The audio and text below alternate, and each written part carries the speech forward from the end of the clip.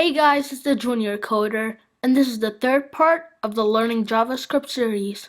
So let's get right into it. If-else. In JavaScript if-else, we have conditions and statements. We start by if, then we add the brackets, and between these brackets, you add the condition. If the condition's true, then the statement we put below will be executed. If you have another condition, then you write else if, and then you add the condition between brackets. You can have as many conditions as you want, as long as they all have statements. And if none of the conditions you had are true, then you use else and add a statement. Now here's an example for the structure.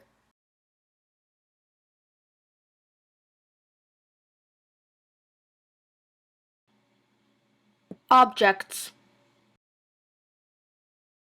Objects in JavaScript are the same as objects in real life. They have properties. So when we have multiple related variables, we can put these variables inside of an object. Here's an example. Let person equals, then you use the object literal, which are two curly brackets, and in between them are the properties of the object, which in this case are name and age. Arrays.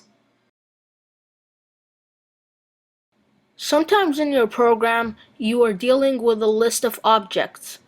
In cases like that, you should use an array. Let me show you how. Here, selected colors is the array, and yellow and blue are the objects. I'm using the array literal here, which is two square brackets and objects in between them. So that'll be it for this video. If you learned something, then don't forget to like, share, and subscribe to my channel, and I'll see you next time. Bye.